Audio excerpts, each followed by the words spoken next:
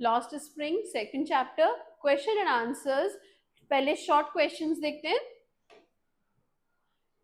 Garbage is the life line of the rag pickers of Seemapuri, explain. So Seemapuri के बच्चों के लिए गार्बेज जो था वो एक लाइफ लाइन कैसे था?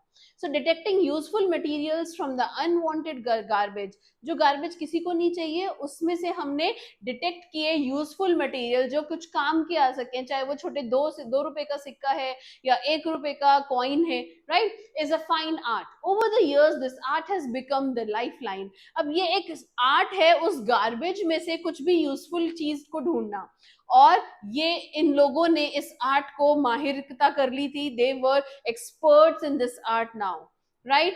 And the sole source of survival for the people of Seemapuri. और यही एक सर्वाइवल का तरीका था जो लोग सीमापुरी पे रहते थे। जो भी उन्हें उस कचड़े में से, उस गार्बेज में से मिला, उसको उन्होंने कन्वर्ट करके या बेच के अपना गुजारा किया।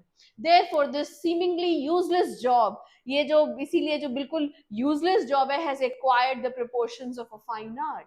और इसीलिए वो जो नॉट रिक्वायर्ड वाली बिल्कुल भी यूजलेस आपकी आर्ट है, उसने उनको एक लिविंग का जरिया दिया है। Second question, I go inside when no one is around, where does Saheb go? उसने क्यों कहा जब कोई आसपास नहीं होता तो मैं अंदर जाता हूँ? कहाँ जाता है वो और क्यों जाता है? तो Saheb goes to the tennis court of a neighbourhood club. पास में ही एक नेबरहुड में क्लब है, वो वहां पे जाता है टू यूज द स्विंग्स, वहां पे झूले झूलने के लिए। He goes there only when no one is around, जब कोई नहीं होता बस तभी जाता है। And when the friendly gatekeeper allows him, वो जो गेट कीपर है जिसके साथ उसकी थोड़ी फ्रेंडशिप हो गई है, वो थोड़ा सा बातचीत करने में भी फ्रेंडली है, वो उसको जब अलाउ करता है तो वो चुपचाप अंदर जाके थोड़ी देर झूले झूल के आता है। It is so because he does not want to be shooed away the humiliatingly by the affluent club members। जो वहां पे क्लब मेंबर्स हैं, एफ्लुएंट मतलब जो थोड़े वहां पे पावरफुल अच्छे लोग हैं, वो उनको उसको शूट ना कर दे, भगा ना दे कि चल चल यहाँ से भाग जा। तो इसलिए वो अपनी इज्जत को बचाते हुए जब वहां पे कोई नहीं होता है तो ये जो फ्रेंडली गेट कीपर है ये उसको अलाउ करता है, and he goes there, right, he enjoys swings over there। What instances in the chapter reveal that Firozabad is a neglected city? कहाँ से हमें पता चलता है कि जो फिरोजाबाद है वो नेग्लेक्टेड सिटी हो चुका है? So the unhygienic garbage streets without basic amenities, जो वहां पे बेसिक एम्यूनिटीज नहीं है, सड़कों पे कहीं पे भी बहुत बहुत ढेर लगा है कूड़ों का, ठीक है। And the poor working and living conditions of the bangle makers of Firozabad, और जो वहां पे उनकी लिविंग कंडीशंस जो बैंगल मेकर्स हैं उनकी, वो बहुत बुरी हालत है, ठीक है। ये सब देख के इंडिकेट होता है that it is a neglected place. Streets में सब जगह कूड़ा है, गार्बेज है, they are laden with garbage, और जो वहाँ के रैक पिकर्स, सॉरी, जो बैंगल मेकर्स हैं उनकी बहुत ही लिविंग कंडीशंस बेकार हैं। सो इन सब चीजों से देख के लगता है that it is a neglected place. The involvement of 20,000 children, वहां पे जो ये बैंगल मेकर्स हैं वो कितने हैं? 20,000 बैंगल लोग हैं जो उस बैंगल इंडस्ट्री में काम कर रहे हैं, despite a nation wide ban on child labour. पूरे इंडिया में से, पूरे देश में आपके चाइल्ड लेबर पे बैन है, लेकिन फिर भी 20,000 से ज्यादा बच्चे वहां पे चाइल्ड लेबर के तहत काम कर रहे हैं। Also reveals the plight of the city, वो भी कंडीशन बताता है कि कितनी दयनीय हालत है उस सिटी की, right. Is Mukesh sister in law, जो मुकेश की भाभी है, जो सिस्टर इन लॉ है, उनकी लाइफ डिफरेंट है मुकेश से? सो नो, द कंडीशन क्यों बिल्कुल भी अलग नहीं है, बस फर्क ये है कि मुकेश वहां जाके फर्नेस में वहां की हीट में काम करता है, और जो मुकेश की भाभी है वो घर पे, उनके ऊपर इतना बर्डन है पूरी फैमिली का है, और वो वहां पे जो स्टोव है, जो खाना बनाने की जगह है, उसकी हीट में सारा दिन काम करती है, right? So no, the condition of Mukesh's sister-in-law is not different from that of Mukesh। आप कोशिश कीजिएगा कि अपनी तरफ से अपनी लैंग्वेज में हमें आंसर्स नहीं लिखने हैं। अगर आप इसको 5-6 बार पढ़ेंगे आपको ये सारे आंसर्स लर्न हो जाएंगे। सो कुछ कुछ पे कहीं कहीं पे वो जाके आपको अंडरलाइन करके, या आपको ये आंसर्स अपनी कॉपी में लिख लीजिए और अपने आप को टेस्ट दीजिए। इस तरीके से करके ये वाले क्वेश्चन आंसर्स ही आप अगर लर्न करते हैं, जो मैं लॉन्ग आंसर्स कराऊंगी उसमें से भी आप कुछ आंसर्स की लाइंस को निकाल सकते हैं और उनको अपने आपके आंसर्स में भी फिट कर सकते हैं. सो जो वर्ड्स यहाँ पे मैं बार बार स्ट्रेस दे रही हूँ या ज्यादा यूज हो रहे हैं, उनको आपको लर्न करना है. राइट, हम अपनी लैंग्वेज में आंसर्स को नहीं लिख के आएंगे, आप बहुत गलती करते हैं. ठीक है. So this frail young women, frail का मतलब होता है वीक. सो ये जो वीक सी ये जो वीक यंग वुमेन है has to shoulder the responsibility of the whole family. ये बेचारी वीक सी एक लेडी है और इसके कंधों पे सारी रिस्पॉन्सिबिलिटी है एट सच टेंडर एज, इतनी छोटी सी एज में. And although she doesn't work in the glass furnaces, वो उन ग्लास फर्नेस में नहीं काम करती जहां पे बैंगल्स बनती हैं, but yet she has to bear the burden of household chores withdrawn behind a veil in a hovel like home. कहाँ पे है वो, एक ये इसने पर्दा सा ढक रखा है, घूंघट है उसके सिर पे. ठीक है, उसके पीछे से वो सारे घर की रिस्पॉन्सिबिलिटीज को संभालती है उसी एक छोटे से घर से. Right, what has Mukesh father achieved in life despite years of hard and back breaking labour. काम तोड़ इतनी मेहनत करने के बाद भी, लेबर का काम करने के बाद भी मुकेश के फादर ने क्या अचीव किया इतने सालों में. So, a representative of the underpaid, overexploited Bengal, underpaid है, overexploited है, कम पैसा मिलता है इसलिए underpaid है. overexploited क्यों है, क्योंकि सारा दिन दिन रात जितना पैसा नहीं मिलता उससे ज्यादा की मेहनत करनी पड़ती है. तो bangle makers of Firozabad, Mukesh के फादर का भी has had a hand to mouth existence all his life. Hand to mouth का मतलब होता है बस खर्चे निकालने जितना, गुजारा करने जितना, बेसिक मिनिमम. अगर 2 रोटी की भूखे 1 रोटी करके आप जी रहे हैं बस. सो हैंड टू माउथ का मतलब होता है कि जितनी आमदनी है खर्चे उससे ज्यादा है, लेकिन बस गुजारा करने के लिए काम चल रहा है.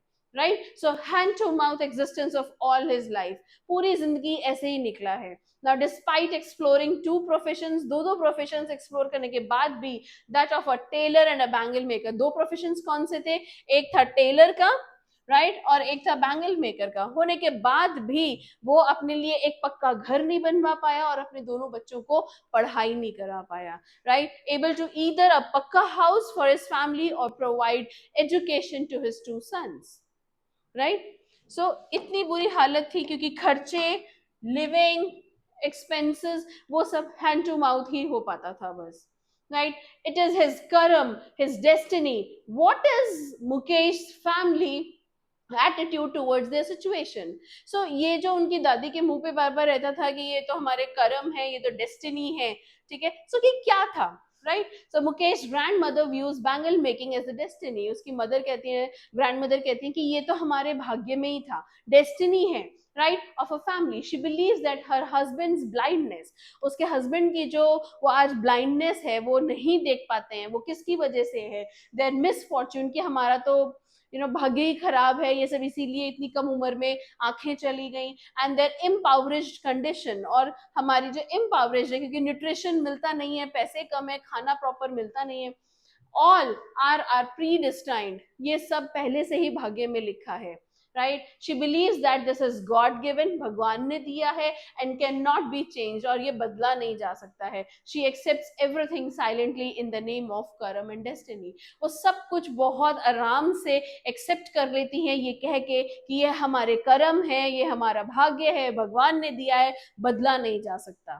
Right, so this is what Mukesh की दादी का कहना है. Right, let's come on to the long questions. Slums are the ugly underbelly of all big cities the world over. जहां भी आप दूर दूर तक जाएंगे, जो स्लम्स हैं वो बड़ी बड़ी सिटीज के एक पार्ट है हर बिग सिटी का. Now describe the contrasting worlds of haves and haves not. क्या क्या चीजें होती हैं या नहीं होनी चाहिए inhabiting these two worlds. ये जो दो दुनिया हैं जो एक साथ रह रही हैं. ठीक है, तो एक दुनिया कौन सी हुई, एक बेसिक स्लम्स की और एक बड़े लोगों की, द एफ्लुएंट जनरेशन. राइट, सो ये दो जो एक साथ रहती हैं उनके हैव्स और हैव्स नॉट क्या हैं. Now it is a harsh reality that all the affluent cities are surrounded by slums. ये reality है कि जितने भी अच्छी cities हैं सब जगह slums एक part है. Now just as a coin has 2 sides, every city has 2 faces. Right? So the bright illuminating world जो बहुत ही सुंदर लगता है, ठीक है, जिनको हम द हैव्स कह सकते हैं कि ये तो होना ही चाहिए, पार्टी के लिए शाम को क्लब्स होने चाहिए, शॉपिंग के लिए बड़े बड़े मॉल्स होने चाहिए, ये सब हैव्स हैं, the affluent class, right. And the dark and dingy depressing world को हम बोलते हैं हैव्स नॉट, क्योंकि वहां पे सब चीजों की कमी है, इतनी लग्जूरियस लाइफ नहीं है। The poor exist on the periphery, constantly yearning for the bright world.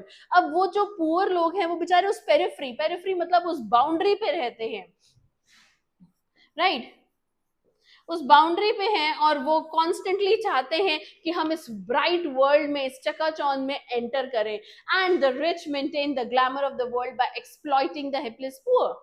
और जो ये रिच लोग हैं, जो एफ्लुएंट क्लास है, ये क्या करती है, इन्हीं पुअर लोगों को एक्सप्लॉइट करके अपना पूरा दिन निकालती है, राइट, क्योंकि ये हेल्पलेस लोग हैं। The barefoot rag pickers of Simapuri too lived in the periphery of Delhi, yet are metaphorically miles away from it. ये जो दिल्ली के सीमापुरी के लोग हैं, वो भी जो रैग पिकर्स हैं, वो भी उधर बाउंड्रीज पे रहते हैं दिल्ली के, और वो भी metaphorically miles away from it, वो भी इतनी दूर है इस चीज से। मेटाफोरिकली का मतलब असली में दूर नहीं है, लेकिन ये दुनिया इतनी अलग अलग है तो वो दुनिया से दूर है, ठीक है। वैसे असली में देखा जाए तो देयर इज जस्ट हार्डली कुछ मीटर्स है कि भाई यहाँ पे स्लम्स है और यहाँ पे एफ्लुएंट क्लास है, राइट। चलिए, we'll continue this same. So Simapuri slum is the ugly underbelly that helps to maintain the beauty of the city. The people in the slums do not have even the basic amenities. Slums में basic amenities, washroom को kitchen अलग, basic amenities भी नहीं है, whereas they clean and maintain the sparkling gloss of the metro, right? They are an intrinsic part of city life. जरूरी part है वो city life का, but their lives are far remove from the comfort. लेकिन इनकी lives में कोई comfort नहीं है, कोई लग्जरियस का कोई एक्सेसिबल नहीं है of the rich. Now this stark contrast between the facilities and the growth, stark contrast मतलब ये जो brightening contrast है haves और haves not का, right? वो किस चीज का, between the facilities and the growth of the two worlds make them far apart metaphorically in spite of being so close physically. So physically तो ये पास में है, but metaphorically they are two different parts of the same city. They are too far away from each other, ठीक है। सो metaphorically अगर हम देखें तो इनके पास ना ग्रोथ है, ना फैसिलिटीज है, ना बेसिक एम्यूनिटीज है, और इसीलिए physically being close to each other, metaphorically they are very far away from each other. Next question, keeping in view the situation of refugees in Simapuri, comment upon the exploitation of the people living here by politicians for their own benefit.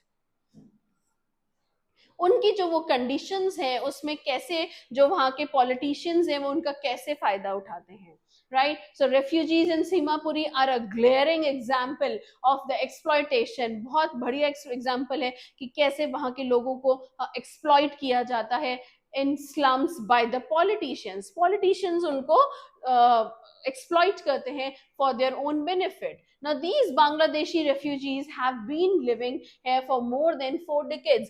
40 साल हो गए हैं. Decades मतलब 10 years का एक decade होता है, तो 4 decades मतलब 40 साल हो गए हैं, and they have been earning their livelihood through rag picking. और वो वहाँ पे 40 साल से रह रहे हैं और rag picking करके ही अपना गुजारा करते हैं.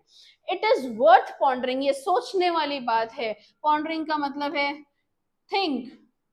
ये सोचने वाली बात है that they do not have access to any basic amenity. उनके पास कोई बेसिक इम्यूनिटी नहीं है, लेकिन एक चीज है, a valid राशन कार्ड.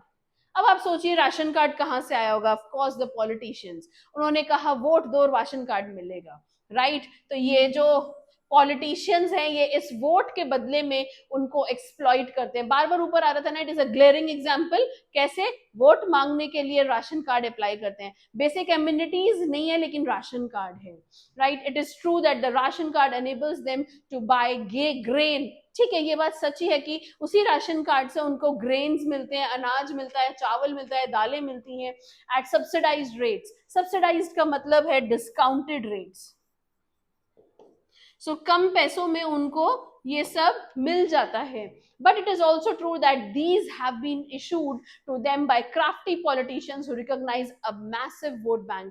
ठीक है, ये बात सच है कि इनको इससे ग्रेन्स मिलते हैं, लेकिन ये बात भी सच है कि इनको ये क्यों दिया गया है, लालच के बदले. ये उनको दिया गया है कि आप हमें वोट दो, हम आपको राशन कार्ड देंगे. मैसिव वोट बैंक इन मोर देन 10,000 सेटलर्स दे, क्योंकि 10,000 से भी ज्यादा वहां पे रैग पिकर्स रहते हैं. Right? A false ray of hope comes to them. और इसी राशन कार्ड के बदले में उनके अंदर एक कहते हैं ना झूठी आस आती है कि क्या पता इससे हमारा भला हो जाए. During the elections when they are offered free gifts, hollow promises, खोखले वादे किए जाते हैं उनसे. ठीक है, कि हम आपको ऐसा करेंगे, स्कूल बनवा के देंगे, बच्चों को स्कूल्स भेजेंगे, आपके लिए पक्का घर बनवा के देंगे. बड़े खोखले प्रॉमिसेस किए जाते हैं, वहां पे फ्री गिफ्ट्स दिए जाते हैं in exchange for their votes. सिर्फ किस लिए दिए जाते हैं कि आप हमें वोट दो, हम जब जीत के आएंगे तो हम यहाँ पे ये सब करेंगे. Sadly, none of these promises are fulfilled. एक भी promise पूरा नहीं किया जाता. Their only acquisition after more than 4 decades has been a life in unhygienic conditions without क्या नहीं है, sanitation facilities भी नहीं है, water भी नहीं है, और electricity भी नहीं है. So बिना basic amenities के वो वहां पे पिछले 40 साल से रह रहे हैं. प्रोमिसेस करते हैं, चले जाते हैं, कोई नहीं आता वापस. Describe the circumstances which keep the workers in the bangle industry in poverty.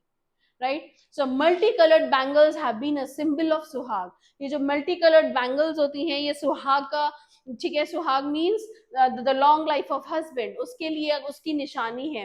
And auspiciousness in our country, हमारे देश में भी इसको और इनऑस्पिशियस माना जाता है. ठीक है, सॉरी, ऑस्पिशियस माना जाता है.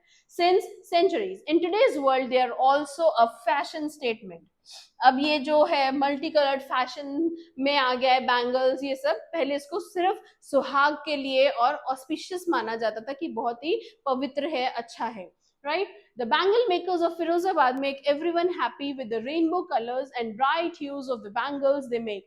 So जितनी भी वहां पे बैंगल मेकिंग्स होती थी, वो सब लोग, ये लोग उनको खुश किया करते थे, क्योंकि यही से सारे मार्केट में कलरफुल रेनबो वाले कलर्स की बैंगल्स सप्लाई होती थी वहां से बन के. ठीक है, but ironically they themselves live and die in स्क्वेलर.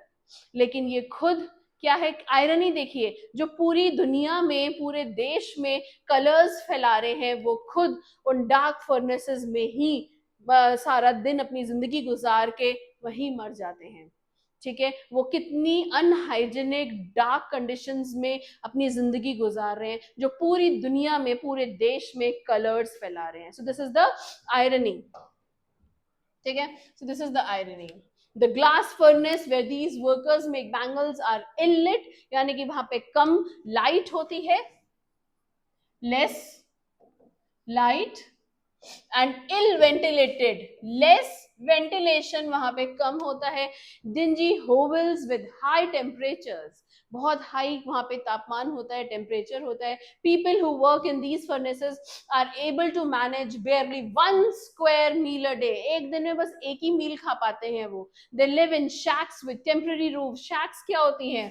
Broken huts, जो टूटे फूटे घर होते हैं, छोटे छोटे, वहां पे ये रहते हैं, जिनके टेम्परेरी रूफ्स हैं, क्रम्बलिंग वॉल्स, टूटी हुई वॉल्स हैं, एंड वॉबली डोर्स. वॉबली का मतलब होता है शेकी. दरवाजे भी बड़े ढीले ढीले ऐसे टूट, जो कि बस अभी गिरे.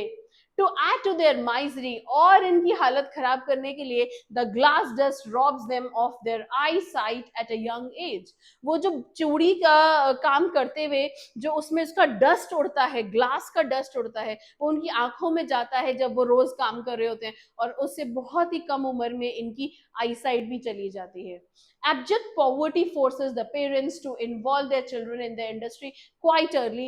पैसे कमाने के लिए इनके पेरेंट्स इनको बहुत ही छोटी उम्र में फोर्स करते हैं कि तुम भी ये काम करो, driving them of the joys of childhood. और उसकी वजह से क्या होता है कि वो बचपन में ही उस चाइल्डहुड के जो प्लेजर्स हैं उसको खो बैठते हैं, because they are burden with the to improve their financial condition of the family. Owing to lack of organization and ignorance, कोई ऑर्गेनाइजेशन नहीं है जो इनके ऊपर ध्यान दे, इग्नोरेंस है, इनके राइट्स इनको नहीं मिल रहे हैं, फिर भी they are ignored. The bangle makers are trapped in a vicious circle they can not wriggle out of.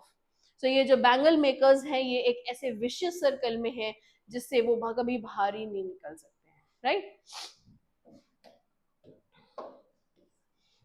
Next question. Sahib and Mukesh are brothers in penury and sufferings. कैसे? पावर्टी और सफरिंग्स के बहुत बड़े एग्जाम्पल हैं दोनों. Discuss. So Sahib and Mukesh belong to the same strait of society. एक ही level की सोसाइटी से बिलोंग करते हैं and hence share a common fate. और इसीलिए उनका कॉमन ही फेट है, यानी कि भाग्य है. So fate means luck. Right. Their poverty ridden lives make them brothers. ठीक है, पॉवर्टी से घिरे हुए हैं, भाईचारा, ब्रदरहुड हो गया, भाई है. So both of them suffer owing to absence of opportunities. दोनों के पास ही ना तो अपॉर्चुनिटीज हैं और ना ही अवेयरनेस है. लेकिन Mukesh is more ambitious. Mukesh ज्यादा एम्बिशियस है और उसका जो एटीट्यूड है इस सिचुएशन की तरफ वो डिफरेंट है, क्योंकि उसकी आंखों में वो स्पार्क दिखा था. राइट. आपने याद है जब मैंने एक्सप्लेनेशन दिया था, उसकी आंखों में वो स्पार्क था कि वो कुछ करना चाहता है जिंदगी में. और क्या कर रहा था? He wanted to become a motor mechanic. Different from the Sahib. Unlike Sahib, Mukesh refuses to be cowered down by his circumstances. Sahib तो की तरह नहीं, अनलाइक साहिब, मुकेश क्या करना चाहता है? वो इस बर्डन से झुकना नहीं चाहता है. उसका एटीट्यूड लाइफ में डिफरेंट है, वो कुछ और करना चाहता है. He makes a serious attempt to improve his lot and dares to defy tradition of by preparing himself for a non-traditional profession. वो अपने आप को तैयार करता है कि जो हमारे यहाँ ट्रेडिशन चलता आ रहा है, ये बैंगल मेकिंग करने का या कुछ और करने का, तो वो उस ट्रेडिशन को तोड़ के कुछ अपने आप को तैयार करता है कि बिना उस ट्रेडिशन वाले जॉब में जाए और वो काम करे. He is more ambitious, perhaps because he is a natural citizen of the country and his family has been suffering at the hands of exploiting factors since many generations. ये जो exploiting factors हैं उनके द्वारा, जो ये politicians हैं, middlemen हैं, इन सब से उसकी family सालों से exploit होती आ रही है. लेकिन मुकेश ने सोच लिया था कि मैंने नहीं होना है. So Sahib is a refugee who has fewer rights than Mukesh. Besides, उसके बाद भी his family has been in India only for past few decades. He is yet to develop the daring streak of defying tradition and paving new options for himself. अभी साहिब में वो time है ये का कि वो अपने लिए कुछ नया चुने और ये सब जो कंडीशंस हैं उनको मना करके, उनको साइड रख के अपने लिए कुछ आगे करे. राइट. साहिब के अंदर अभी वो जो डिजायर है वो कम है. मुकेश अपने लिए सोच चुका है already. How does the story Lost Spring highlight the apathy of society and those in power to end the vicious cycle of poverty? ये जो vicious cycle है poverty की, उसको end करने के लिए हमारी society में या जो इस Lost Spring को highlight किया गया है, तो क्या हो रहा है? There has been since 1971 but are ignored conveniently by the affluent sections. ठीक है, ये refugees इन सब की situation 1971 से आ रही है, लेकिन ये सब ये affluent sections के द्वारा, यानी कि जो high class societies है वो उसको ignore करती हैं. The politicians and others in power pay heed to them only during the election time. सिर्फ elections के time पे उन पे ध्यान दिया जाता है वोट लेने के लिए. Right? The only identity provided to these poor rag pickers is ration cards. सिर्फ क्या दिया जाता है इनको? आइडेंटिटी के नाम पे राशन कार्ड्स दिए जाते हैं so that their names can be on the voter list. उनके नाम गिन सकें. They do not have any facility like schools for their children or fruitful occupations. ना तो कोई काम है उनके पास, यानी कि कोई occupation नहीं है, और ना ही उनके बच्चों के लिए schools हैं उनके पास. They are confined by the society to do menial jobs. जो छोटे छोटे काम होते हैं, right? जो छोटे छोटे काम हैं वो करने के लिए ये मजबूर किए जाते हैं, like scrounging the garbage for the survival. और वो छोटे काम क्या हैं? जैसे कि सारा दिन गार्बेज में अपने सर्वाइवल के लिए सामान ढूंढते रहो. स्कूल जाना तो दूर की बात है. The bangle makers of Firozabad also face a similar plight. तो ये थी आपकी कंडीशन सीमापुरी की, और जो यहाँ पे फिरोजाबाद में जो बैंगल मेकर्स हैं उनकी भी सेम सिचुएशन है, उनके भी दुख दर्द सेम है। The middle man, police, politicians, ठीक है, bureaucrats, keepers of law, middlemen, ये सब everybody has got together and imposed a baggage of subjugation on these folks. इन सब ने इन लोगों को फंसा के एक ऐसे विशियस सर्कल में फंसाया है पॉवर्टी के, जहां ये इनकी पॉवर्टी, इनकी कंडीशन को लेके उसका फायदा उठाते हैं, ठीक है, of people living in abject poverty. The writer too admits that she has made a hollow promise. Writer भी शुरुआत में जब साहिब आलम था उसको एक खोखला प्रॉमिस किया था ना कि मैं स्कूल बनवा दूंगी, शुरू में ही कहा था उन्होंने, तो वो भी एक कमिट करती हैं कि मैंने भी एक हॉलो प्रॉमिस किया था to the open school for Sahib and other children like them, right. तो इसी तरीके से सभी लोग आते हैं, हॉलो प्रोमिसेस करके चले जाते हैं। Certain traditions and lineage condemn thousands of children to a life of abject poverty and choke their aspirations. बहुत लोग हजारों में आते हैं वहां पे, उनको promises करते हैं उनकी लाइफ से पॉवर्टी हटाने का, और उनके एस्पिरेशंस को चोक करके रखते हैं जो वो करना चाहते हैं। So most of our countrymen are ignorant about their rights. हमारे देश में लोगों को हमारे rights के बारे में ही नहीं पता है, and hence are afraid to venture out of their comfort zones, और इसीलिए अपने comfort zone से बाहर निकलना ही नहीं चाहते हैं। They restrict their lives to the conservative traditions, जो पहले से traditions चलते आ रहे हैं उन्हीं पे ही अपनी लाइफ को constrain करते हैं, उन्हीं से अपने आप को बंद करके रखते हैं। And lineage within which they grow up, कि भाई हमारे यहाँ तो पीढ़ी से ही, जनरेशन से बैंगल मेकिंग का काम हो रहा है, हम वही करेंगे, तो हम अपने आप को उसमें रिस्ट्रिक्ट करके रखते हैं। और ये जो विशियस सर्कल है condemns even their children who toe the lines of their fathers and forefathers, और उसी में ही हम अपने बच्चों को भी आगे मजबूर करते हैं जो हमारे फोरफादर्स पहले से करते आ रहे हैं। Absence of education further pushes them, अब एजुकेशन नहीं है, अवेयरनेस नहीं है, तो वो और भी ज्यादा उनको पुश कर देता है कि हम वही करें क्योंकि और तो कुछ आता नहीं है, राइट।